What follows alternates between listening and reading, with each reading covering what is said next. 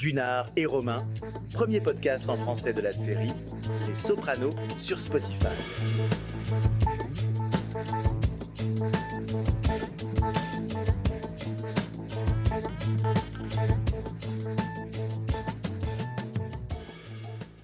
Bonjour à tous, vous êtes sur le podcast de la famille Soprano, le podcast familial sur le débrief d'une grande série familiale. Bonjour Romain. Et bonjour à tous, bonjour à tous. Comment ça va pour cet épisode 6 Et oui, qui s'appelle Pax Soprano ou Pax Soprano? Pax Soprano, il me Pax semble. Soprana, ouais. Ça va, c'est un épisode, ouais, donc épisode 6, donc on arrive vers à peu près la moitié de cette saison 1. Cet épisode-là, pas trop chargé en action, mais on aura pas mal de choses à dire. Ça va tourner surtout autour de Junior, cet épisode, un peu autour de Tony, mais plus sur Junior et ce qu'il devient en tant que boss de la famille. Donc ouais, donc je vais commencer par cette première scène si tu veux, et puis on continue tout doucement. Bien sûr, alors juste pour remémorer, on repart sur l'intrigue de l'épisode 4, vu que l'épisode 5 c'était vraiment une histoire isolée sur Tony et Carmela. Donc là on reprend le fil de l'histoire. Oui, voilà, donc Jackie April décédé, Junior maintenant aux commandes, et Tony qui tire un peu les ficelles dans l'arrière-plan.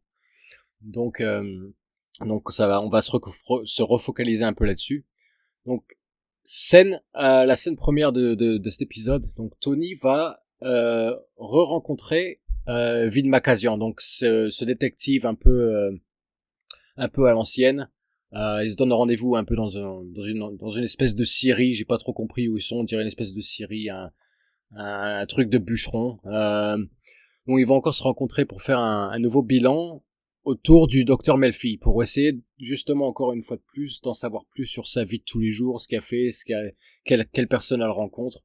Il va pas avoir grand chose à raconter, il va surtout dire que voilà, elle fait du shopping dans des boutiques italiennes assez cossues. Donc elle a du goût, voilà, elle achète des trucs un peu chers. Tony va lui demander si elle voit toujours son petit ami de l'époque, depuis que Vin Makazian lui a cassé la figure, et lui il va dire que non, il ne se voit plus depuis ce moment-là. Il va pas dévoiler plus que ça, il y a pas grand chose à en dire sur sa vie.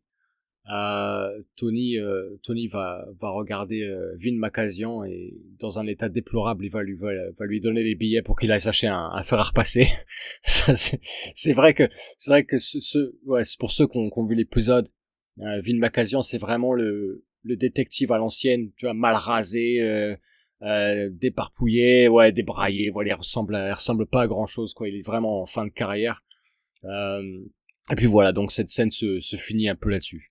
Voilà. Donc ouais, Tony, il demande vraiment si elle voit toujours son ancien petit ami Randall. Il est un peu intéressé, mais on va le voir au fil de l'épisode. Dans la scène suivante, on se retrouve dans le cabinet du docteur Melfi. Tony ne vient pas les mains vides, il vient avec un petit café emporté en mode Starbucks. Il lui reproche d'avoir appelé à la maison et d'avoir eu Carmela au téléphone. Carmela savait pas que Melfi était une femme. Donc Carmela est jalouse de cette situation. Donc elle lui demande mais pourquoi avoir choisi une femme alors? Et lui, en fait, il avait le choix entre deux médecins, deux psychanalystes juifs et un psychanalyste italien. Il a choisi l'italien par chauvinisme, voilà. Elle lui dit aussi pourquoi vraiment parce que ça c'est une excuse.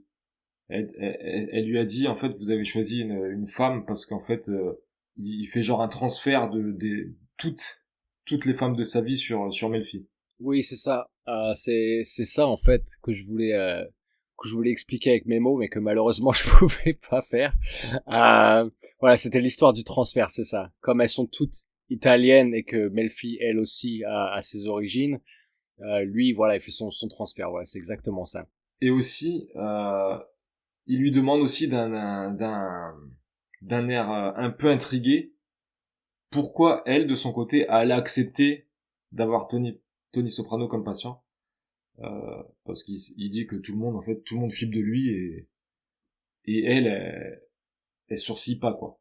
Ça lui fait absolument pas peur. Ouais, elle bronche pas, elle est pas intimidée. Ouais. Scène suivante, vraiment différent, une ambiance assez différente. Là, on arrive.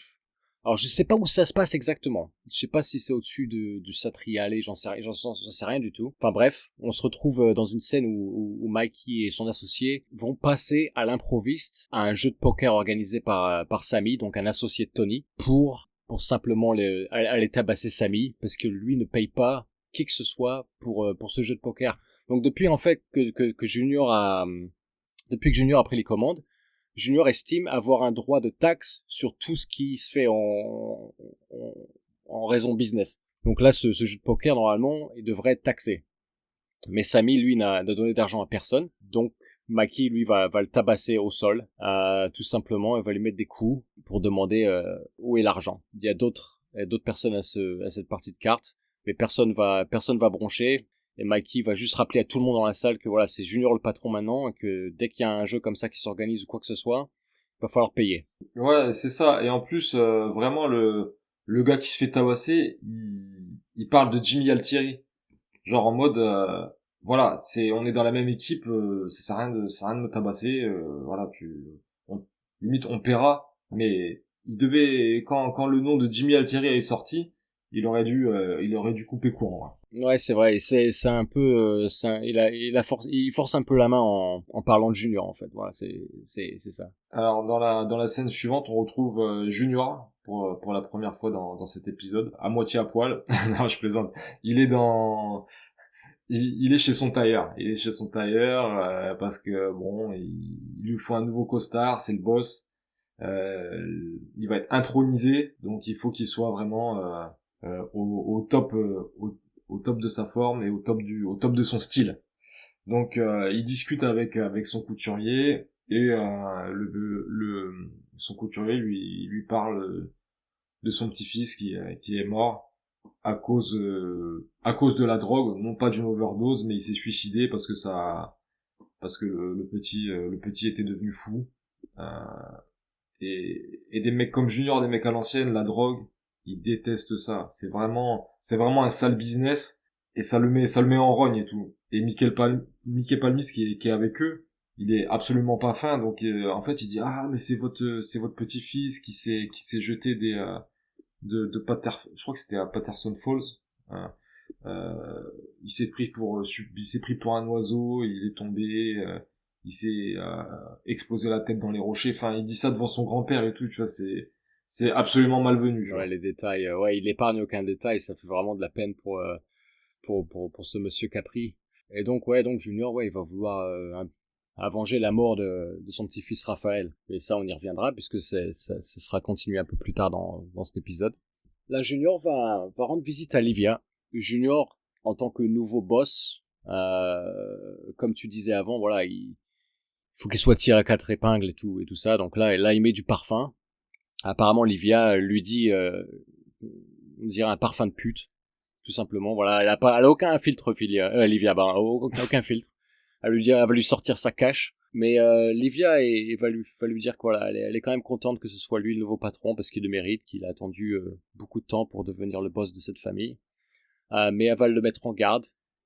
Elle va lui dire que voilà, à l'époque Johnny, son mari, Johnny Soprano, voilà, il était trop gentil, que certaines personnes ont abusé de sa gentillesse, donc il faut pas qu'il fasse la même erreur que lui. Ouais, Et là, elle va évoquer elle va évoquer Ash Badkins, qui depuis de longues années, en fin de compte, n'est pas taxé par la famille Soprano, et que elle pense que voilà, ça devrait changer. Donc Junior va lui demander bon, tu veux que je taxe Ash, mais elle va pas répondre, voilà, elle va juste faire un petit sourire narquois, qui veut tout et rien dire. Enfin, Junior va l'interpréter un peu comme ça.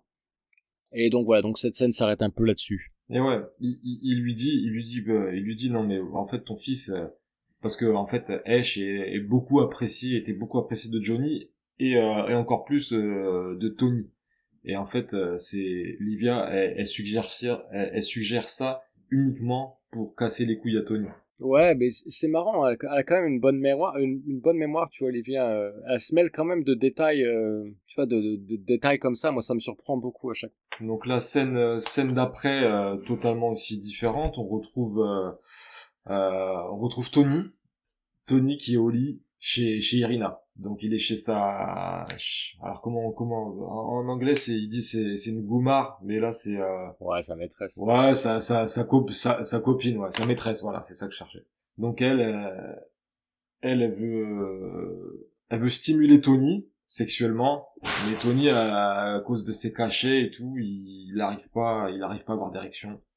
Et lui il veut ça le gêne, donc il veut juste avoir une discussion avec Irina en fait.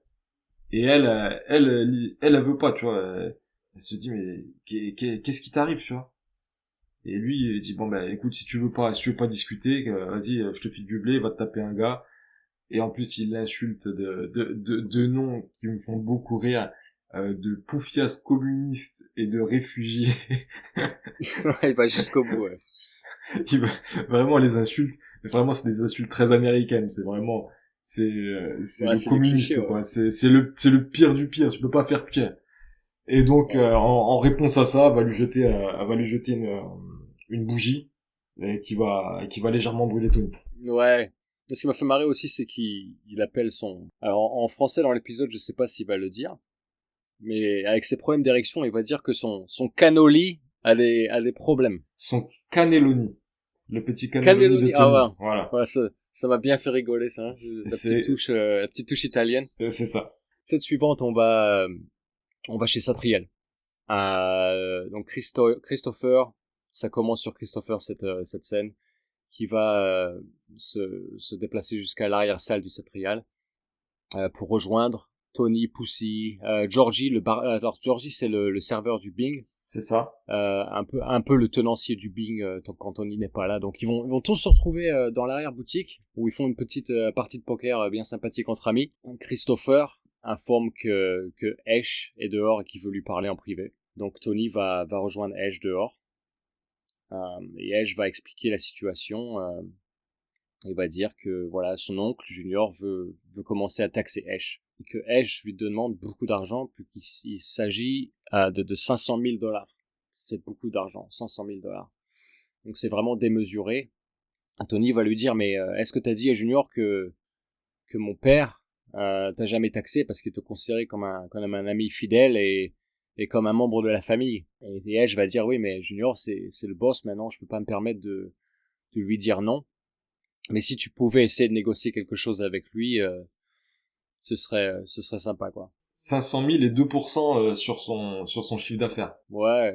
Et Tony, il est assez énervé. Il va dire, voilà, mon oncle, il est boss depuis quoi, une semaine, et ça commence à faire n'importe quoi partout depuis qu'il est arrivé. Ça part à droite à gauche, trop d'emmerde dès le début. Mais même Esch, il dit que la demande, elle est raisonnable, le fait d'être taxé. En fait, lui, il prend pas ça mal. Bon, ça le fait chier, clairement. Ouais. Mais c'est le montant qui est déraisonnable. Ouais, c'est ça. Il va l'expliquer comme ça. Après, voilà, il est compréhensif parce que il sait comment ça se passe. Il est pas con, il est très intelligent. C'est le milieu qui veut que ce soit comme ça. Puis après, il se dit peut-être qu'il a pas été taxé depuis tant d'années. Bon, il a déjà été chanceux par rapport à ça, je pense. C'est un ancien. On comprend un peu ce qu'il a fait dans sa vie sur cette discussion en plus. En fait, c'était un gars qui détenait un label de musique. Et en fait, il a sorti des disques d'or de blues ou de jazz. Et c'est ça qui lui a rapporté beaucoup d'argent avec les royalties. Ouais, des sous, il en a, c'est vraiment pas le problème, quoi. Alors, scène suivante, on retrouve toujours Tony au lit. Décidément. Bon, décidément, on comprend pas trop ce qui se passe. En fait, on sait pas si c'est un rêve ou si c'est la réalité.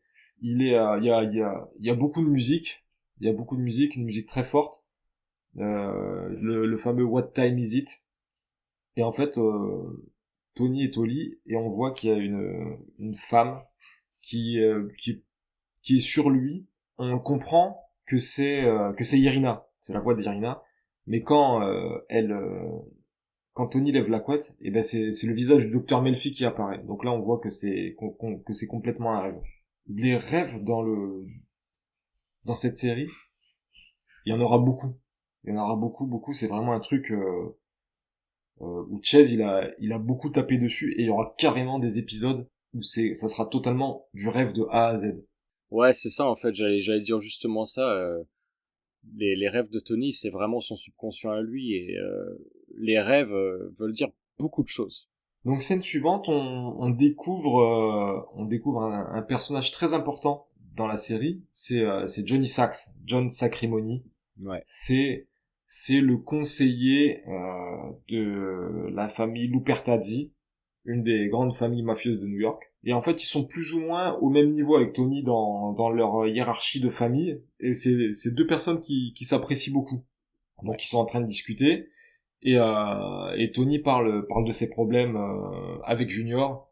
Et il aimerait bien que John arrange la situation.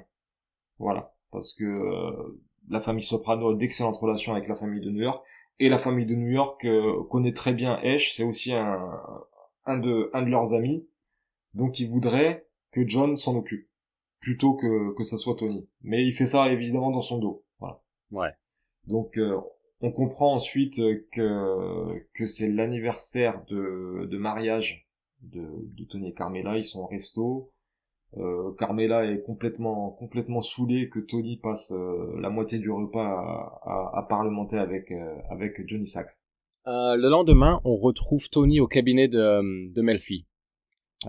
Tony, Yes. bien gentil, encore une nouvelle fois, va lui ramener un petit café Starbucks là, ou je sais pas d'où ça vient, mais un petit café, un petit décaf. Mais Melfi va lui dire que voilà, c'est pas nécessaire, et que elle ne devrait pas accepter de cadeaux comme ça.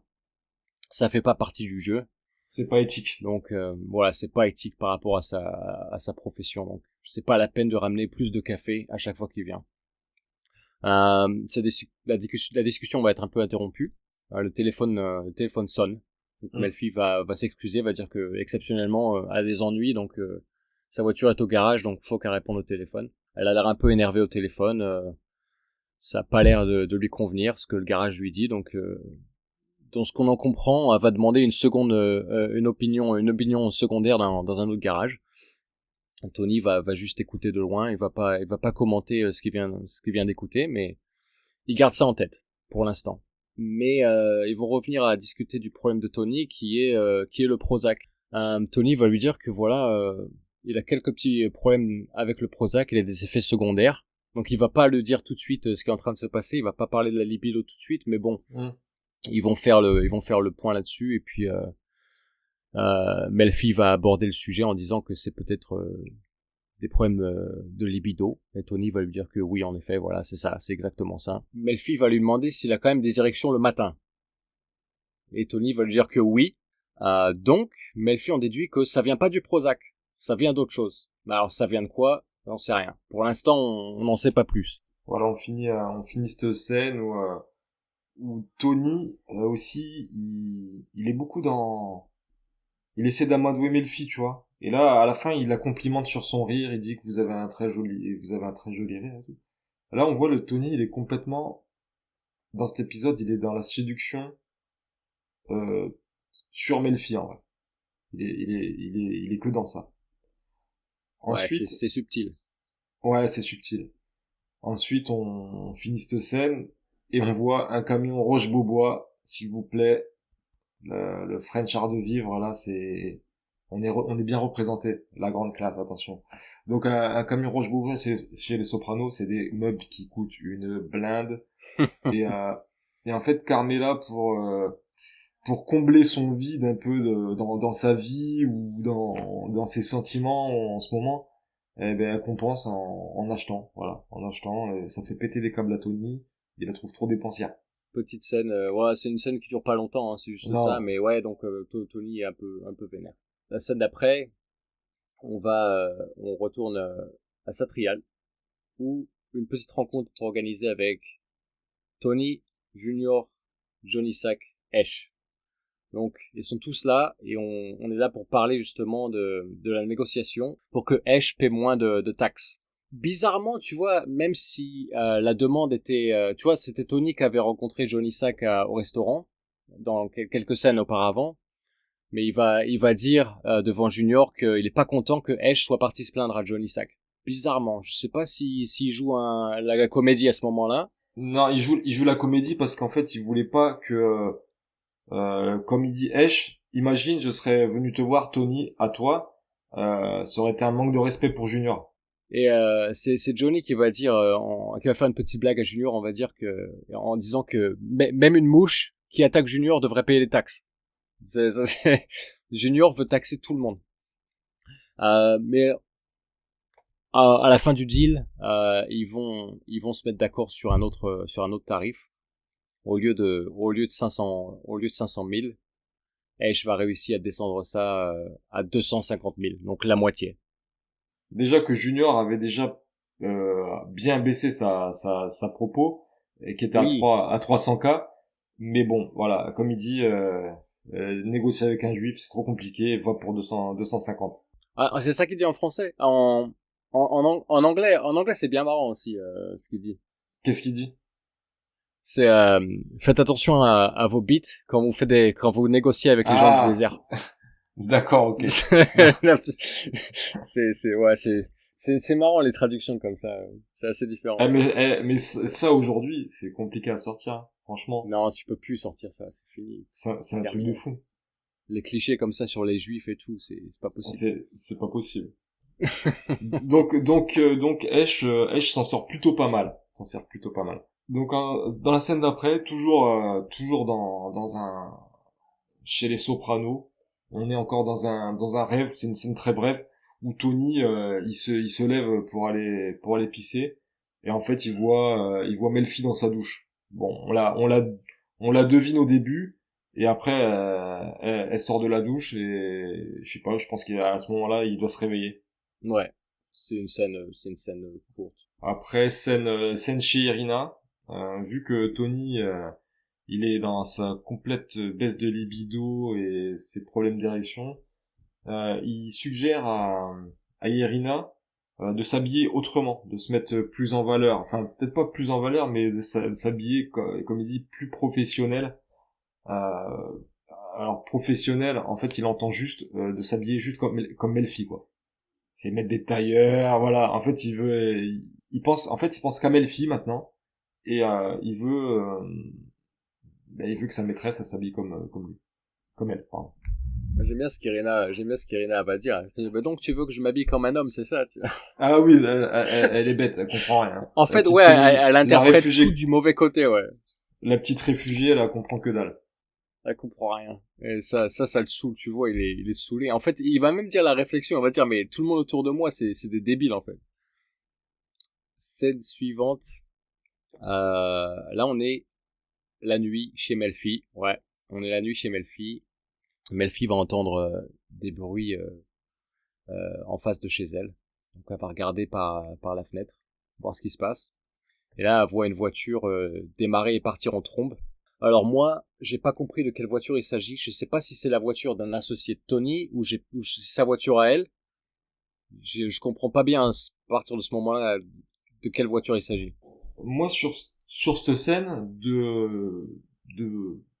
dans une première vision, en fait, j'avais l'impression moi que c'était Vin Makazian qui était dehors et qui filait Melfi. En fait, pas du tout.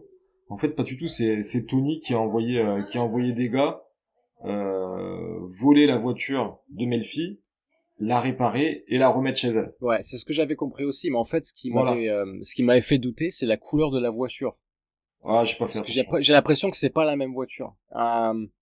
Moi, je m'étais dit peut-être même d'ailleurs qu'elle a été réparée sur place et que le mec à la fin c'est juste barré. Mais enfin, ouais, c'est pas super important, mais ouais, ouais, petite scène assez courte. Donc Melfi, elle s'est quand même paniquée, elle commence à devenir un peu parano parce que voilà, elle se sent un peu suivie. Donc dans la scène suivante, on est chez Melfi et Tony, il parle de ses problèmes avec Irina. En fait, il décrit l'histoire de la bougie, tu tu sais, quand il se brûle. Ouais. Mais il dit que c'est Carmela, tu vois. Ouais. Il va blâmer Carmela, Il ouais. dit que c'est Carmela parce qu'en fait, il est encore dans la séduction avec Melfi et il veut pas, il veut pas avouer qu'il a une maîtresse. Voilà. Donc il met il met ça sur le dos de Carmela. Il fait que complimenter Melfi. Il dit voilà, je veux qu'elle s'habille comme vous, machin, tu vois. Et à un moment donné, il se lève et il embrasse Melfi. Elle coupe court à la séance. Elle lui dit est-ce que vous pouvez revenir très vite, faut qu'on débriefe ce qui vient de se passer.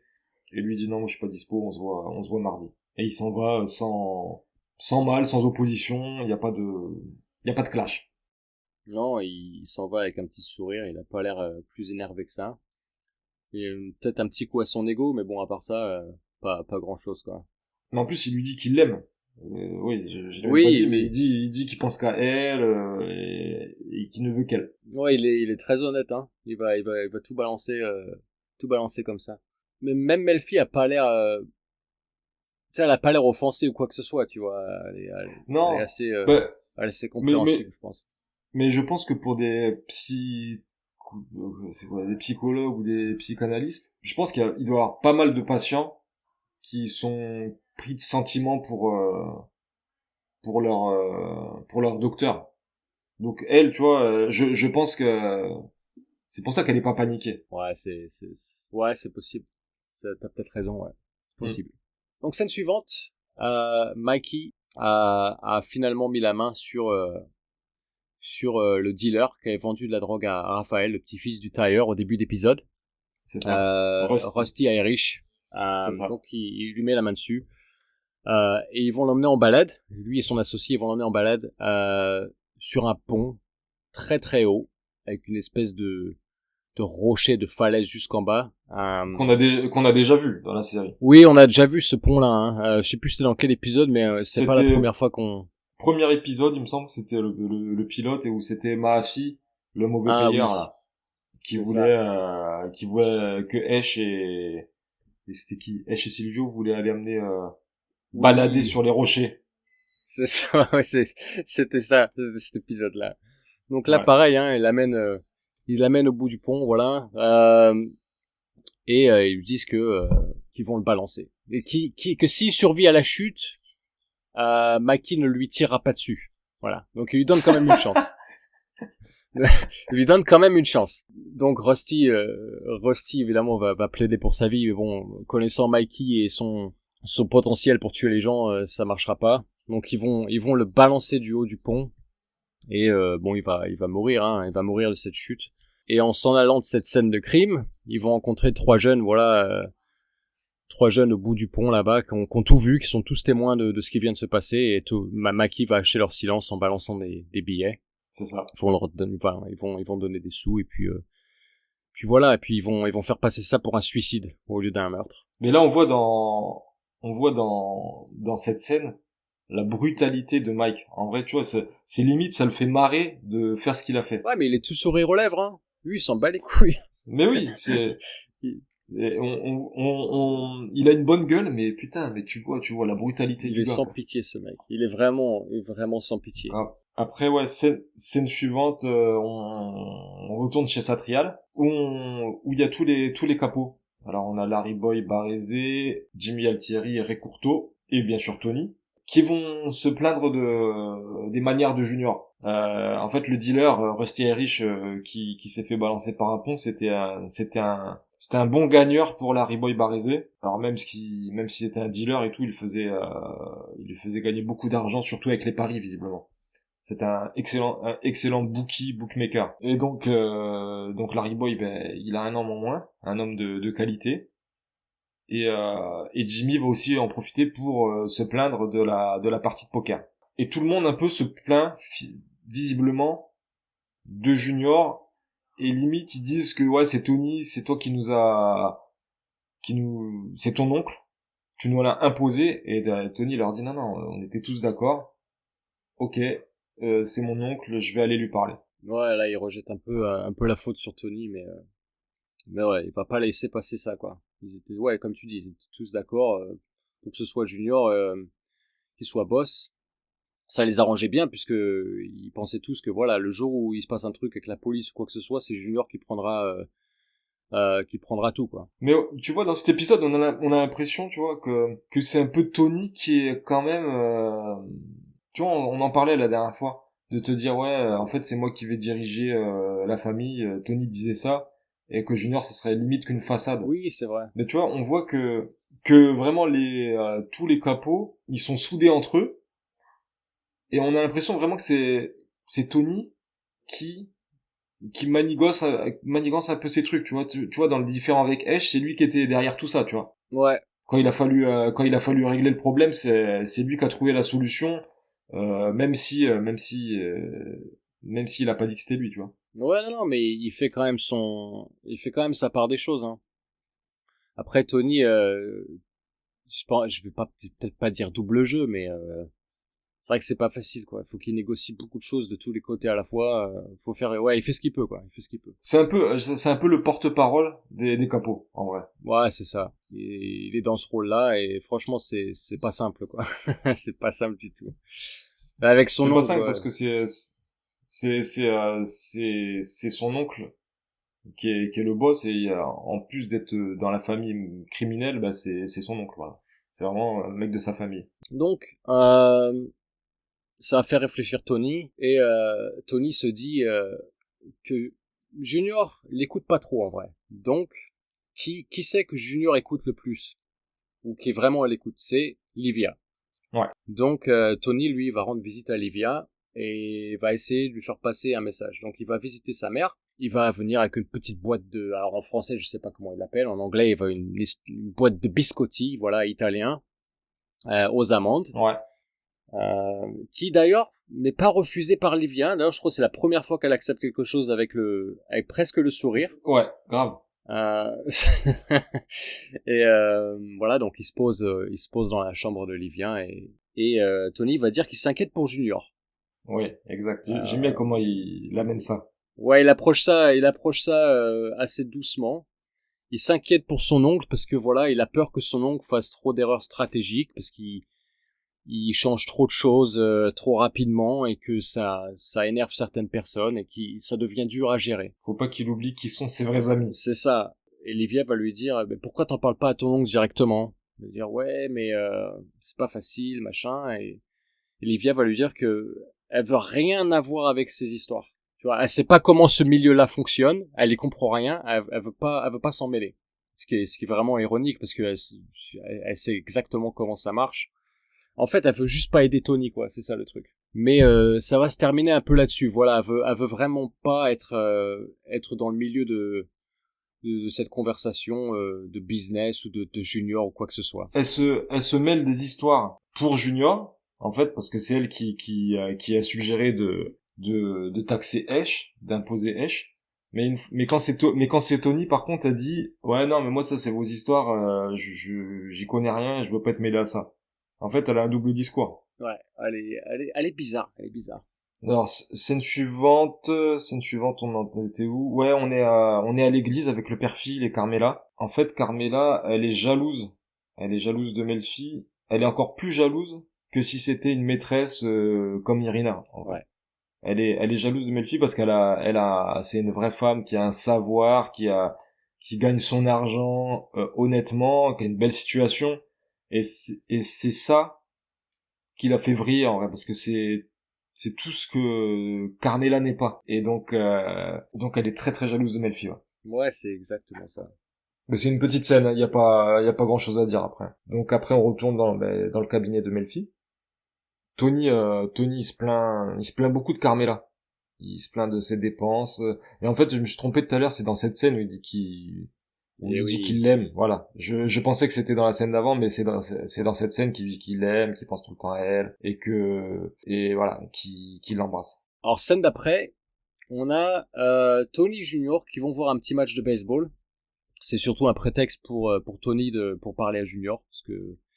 Alors, Tony va essayer de parler à Junior, il va essayer d'amener la conversation sur ce qui est en train de se passer, mais il amène ça de façon un peu cryptique. Ouais. Tu vois, il est pas clair. Il fait des références à Octavian et Augustus, tu vois, donc Junior, il voit pas vraiment où il veut en venir avec ça. Donc Tony explique que voilà, Augustus était aimé parce que il partageait ses richesses avec son peuple. Junior, il commence à comprendre où il veut en venir. Donc en fait, on parle des 500 briques ou des 250 briques, voilà, qui sont négociées avec Ash. Donc en fait, Tony suggère que au lieu de garder ça que pour lui, cette taxe-là, il devrait la partager. Donc Junior, il dit qu'il comprend finalement ce que Tony veut dire et qu'il va y réfléchir. En fait, Junior, il comprend rien de la phase Augustus Octave, mais en fait, Tony lui parle d'une histoire de Papa Taureau et Petit Taureau, et là, il comprend, tu vois. Vraiment, tu vois que le gars, Junior, il a pas inventé non plus l'eau chaude. Et par contre, on voit dans l'autre sens, mais on le verra tout au long de cette série, que Tony, il a de très bonnes références historiques. Vraiment, il est calé en histoire, il aime ça. Il aime vraiment ça, hein. D'ailleurs, on verra ça dans beaucoup d'épisodes. Il est très très fort à ce niveau-là. C'est ça. Donc, petite scène comme ça. Donc, ça va faire réfléchir Junior, tout ça.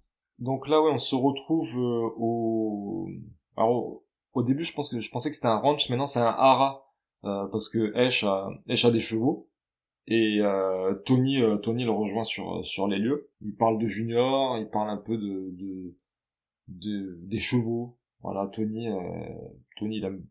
on verra aussi encore dans cette série il aime beaucoup les animaux. Donc et il leur envie leur liberté, et ils doivent pas, enfin les animaux comme ça, ils ont pas de problème comme nous, ils ont pas de problème de pognon, de machin, de prise de tête et tout. Et donc voilà, il philosophe un peu sur ça, tu vois. Tony dit aussi à Ash que les 250K que Junior lui a imposé, c'est pas qu'il il en a pris une grosse partie, en fait il l'a divisé avec ses capots. Donc Tony a sa part, et en fait c'est l'argent de Ash.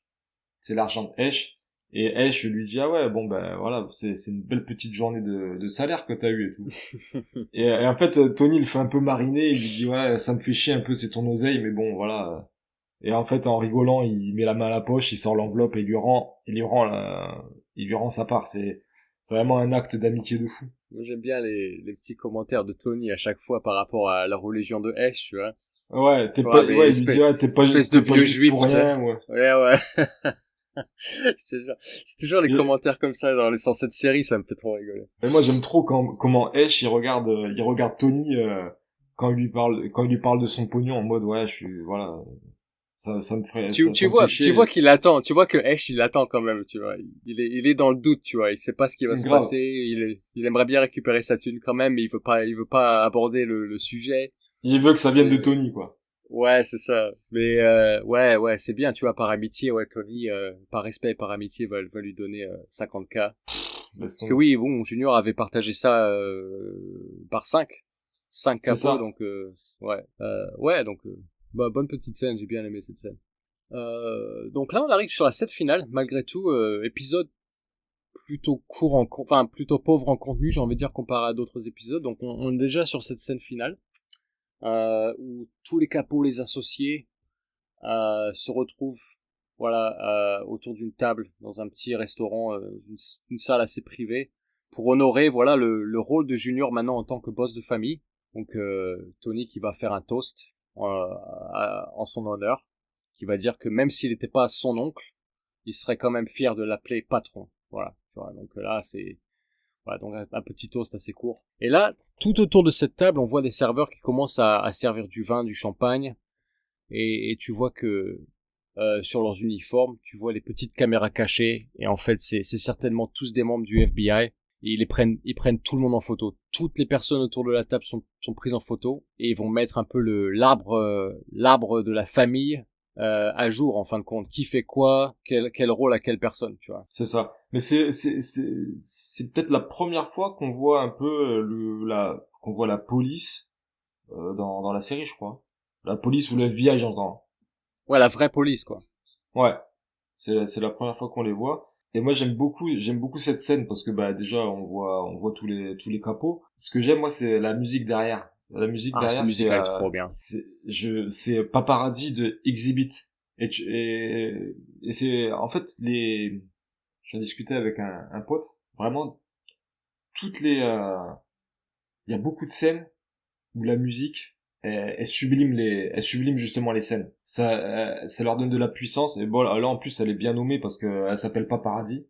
Alors, cette musique-là, c'est un très bon choix. Hein. Franchement, C'est un très bon choix, et on verra justement dans cette série que les choix musicaux, ils sont complètement éclectiques. Ça peut être du rock, ça peut être du rap, ça peut être de la musique classique, mais ouais. mais elles sont toujours bien choisies. Ouais, j'avais, je sais plus c'était dans quel épisode. Enfin, il y a plusieurs épisodes comme ça où si t'écoutes même les paroles de la musique, C'est en rapport. c'est en rapport, voilà, avec ce qui est en train de se passer. C'est vraiment cool parce que c'est subtil, tu vois. C'est pas mis en avant, mais si tu fais attention, en fin de compte, tu te rends compte que voilà, ouais, ça veut dire pas mal de Mais choses. ça fait sens parce que c'est dans cet épisode, à un moment donné, il y a Tony qui est au lit, tu sais, quand il rêve de Melfi avec la voix d'Irina. Ouais. Et en fait, Ouais. tu vois la musique, c'est What time is it?